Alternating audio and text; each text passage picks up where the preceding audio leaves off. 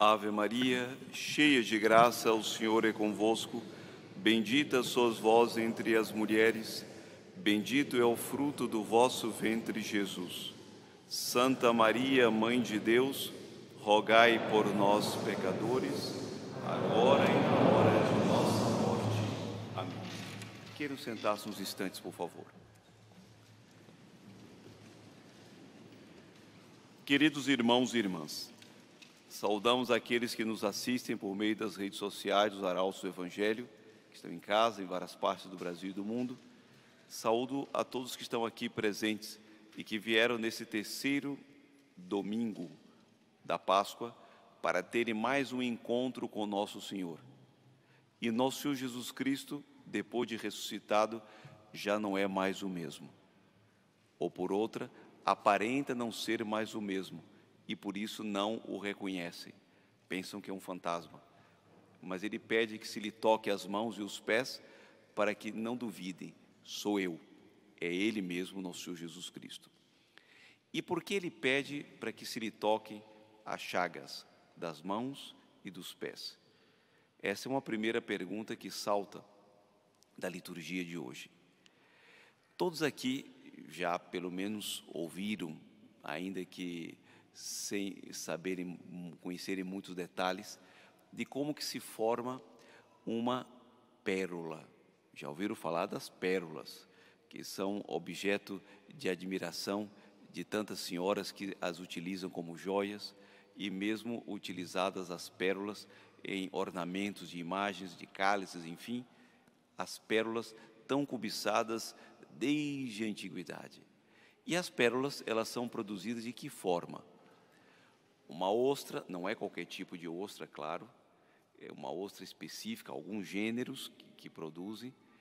Essas ostras, que ali dentro se forma uma carnatura, que é propriamente, ali está, o ser ostra está ali, propriamente ali dentro daquela casca, de repente entra um elemento estranho qualquer. Entra um cisco, uma bactéria, que sei eu, alguma coisa que não é própria de estar ali, para estar ali, um elemento estranho. E a ostra, por um instinto posto por Deus, ela se defende daquele elemento. Será um grão de areia, será alguma bactéria, o que for, ela se defende. E para se defender, ela começa a produzir algo de diferente, para justamente defender-se. E vai produzindo, daqui a pouco, quando se vê, uma substância que tem uma cor leitosa, mas não é propriamente leitosa, tem uma cor muito peculiar, muito própria, e com brilho. De repente, aquilo toma consistência, uma pedra preciosa, produzida por um ser vivo, a pérola. Quem dera que quando nós fôssemos cortados ou feridos, ou um elemento estranho que entra, que também acontece um fenômeno parecido, porque as defesas do organismo, elas envolvem aquele pedaço de vidro que entrou, ou um cisco, ou o que seja, no organismo ela envolve para poder pôr fora, porque estranha, é um elemento estranho, o organismo rejeita. Mas já imaginaram que no organismo humano fosse possível a produção de pérolas? Não é assim. As cicatrizes, quando são produzidas, um ferimento e que depois dá em cicatriz, são só cicatrizes. Na ostra, a pérola nada mais é do que uma ferida cicatrizada. Olha que beleza, a pérola é uma ferida cicatrizada. E assim ela ficou para sempre como uma imagem do que significou o perdão de Deus para a humanidade. O pecado é um elemento estranho que entrou na história do homem, em Adão e nos descendentes dele, quantos outros elementos estranhos que são os pecados que entram na vida dos homens e mulheres. E quando o perdão de Deus é concedido, aquela ferida que foi feita, aquela ferida fica cicatrizada. Mas a cicatriz não deixa uma marca estranha, deixa algo de superior à própria ferida, ao próprio estado anterior da ferida, deixa uma pérola preciosa chamada perdão. E é por isso que Nosso Senhor quis conservar as suas 5 chagas, das mãos, 2, dos pés, 4, e a 5ª chaga do costado, para lembrar que ele, alguém vai dizer, que ele não se envergonhou dos sofrimentos pelos quais passou, não.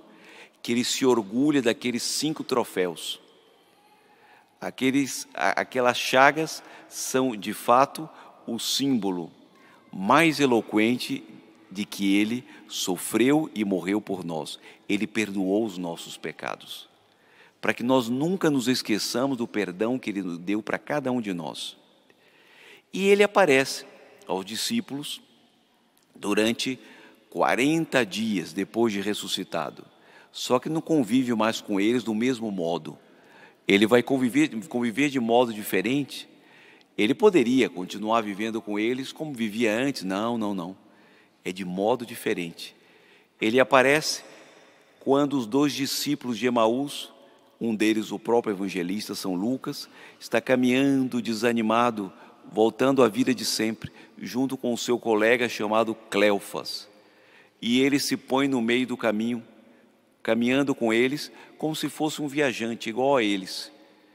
Deve ter até feito uma cara de desanimado para ficar inteiramente consonante com eles. E de repente enche o coração deles de alegria ao explicar o sentido das Escrituras. E quando eles chegam num vilarejo, ele finge que vai mais adiante. Até aí não estava reconhecido, ele não é mais o mesmo, com seu corpo glorioso. E ele, com um gesto, tomou o pão, abençoou e o partiu. E naquele gesto, eles reconheceram a Nosso Senhor. Ninguém partiu o pão como ele. Assim aconteceu também com a Madalena, aquela pecadora, da qual havia sido expulsos 7 demônios, aquela que havia se convertido, aquela que era a pessoa mais encantada e mais entusiasmada em levada por ele, Nosso Senhor, que tomou um frasco de um precioso perfume, de um bálsamo, e colocou nos pés dele, Nosso Senhor. Portanto, tinha uma intimidade muito grande, o conhecia de perto, hospedava ele em casa de sua irmã Marta, convivia com ele à mesa quando Jesus ia nos seus remansos, passar ali um tempo naquela casa de Lázaro, de Marta e de Maria, Maria Madalena. Ela vai ao sepulcro e não vê mais o corpo. E o que ela vê? Ela volta para chamar primeiro, depois ela vai chamar os evangelistas, São João e São Pedro, mas ali ela, em determinado momento, vê um homem e pensa ser um jardineiro. Primeiro um anjo, e ela pergunta se ele tinha roubado o corpo. Depois vê um outro, que não era um anjo, mas que ela não reconhece. Era Nosso Senhor, que já não era mais o mesmo. E ela reconhece a ele, Nosso Senhor, não. E pergunta se ele tinha roubado o corpo. E de repente, com um pequeno gesto, o modo de chamá-la, Maria, aí ela reconhece. E ele assim vai se revelando a partir de pequenos gestos.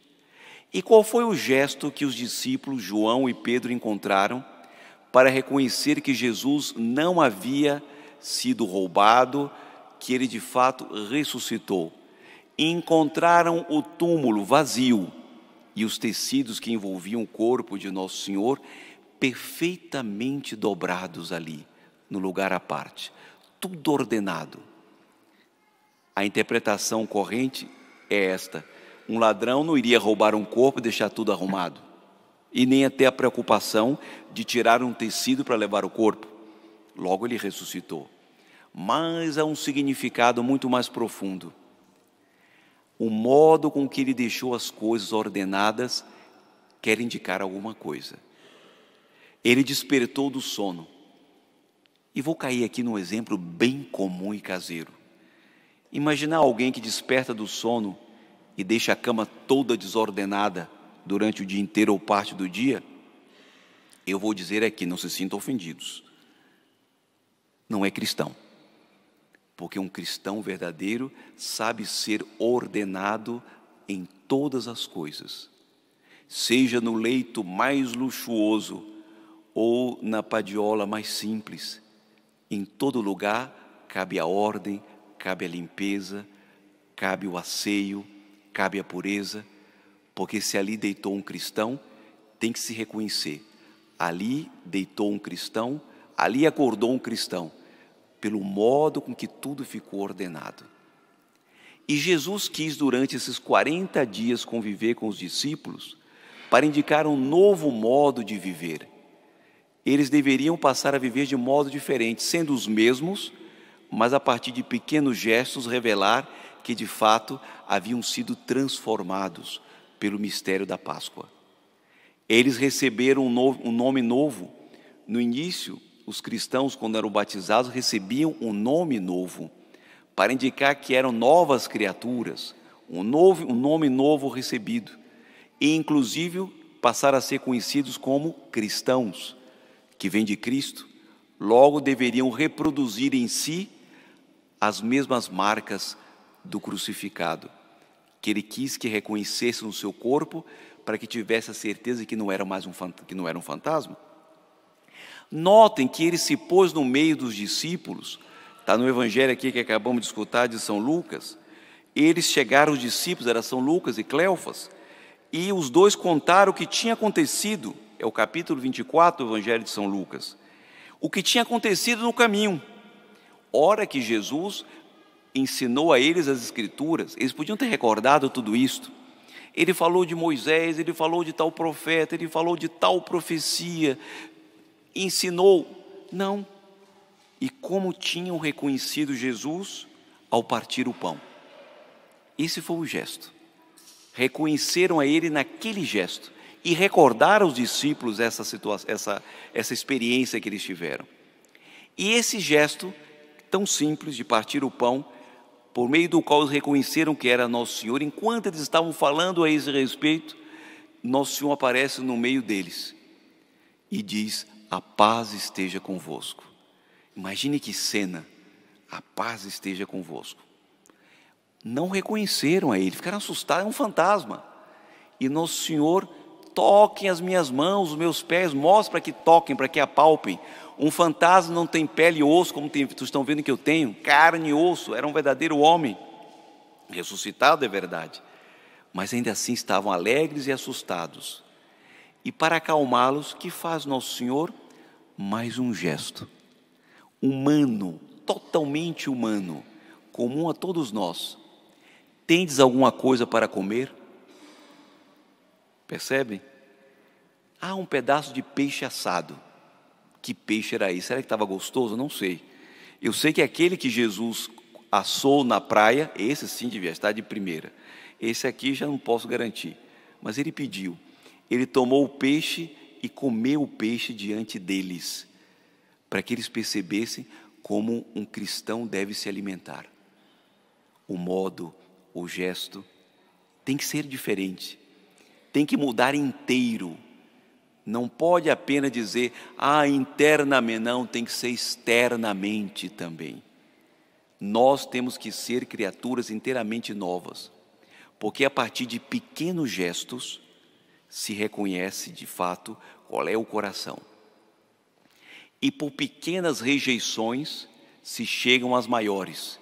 São Pedro, aqui na primeira leitura, Atos dos Apóstolos, ele vai fazer um discurso forte. Ele não fala com meias palavras. Ele acusa o povo de ter crucificado a Nosso Senhor. Pior, de ter escolhido. E ele, inclusive, enfatiza de tal forma que ele começa solene. O Deus de Abraão, de Isaac, de Jacó, o Deus de nossos pais, nossos antepassados, glorificou o seu servo Jesus. E depois de ter falado, iniciado de modo tão solene, ele acusa: e vós preferistes um assassino. Como é que um homem consegue escolher um assassino no lugar daquele que foi glorificado pelo Deus de Abraão, pelo Deus de Isaac, pelo Deus de Jacó? Uma rejeição tão grande não acontece da noite para o dia. Não é feita num instante. Ela se dá pouco a pouco. Pequenos atos, pequenas atitudes na aparência sem importância, pequenas vulgaridades e coisas a mais que se vai colocando, no próprio cotidiano, na vida de cada um, de cada uma, e como consequência chega o momento em que a rejeição completa se estabelece. E assim, hoje a liturgia nos chama a atenção para os pequenos gestos. E recordar que uma vez que fomos perdoados, essas chagas que Jesus apresenta são cicatrizes, são chagas cicatrizadas. É o perdão que nós recebemos e que não pode ser mais uma vez reabertas. Essas chagas estão cicatrizadas. Somente o costado ficou aberto. O costado ficou aberto porque diz o Evangelho de São João que São Tomé enfiou a mão ali dentro. Por que ficou aberto só esse costado? Para indicar que ele está sempre disposto a nos perdoar. As portas estão abertas.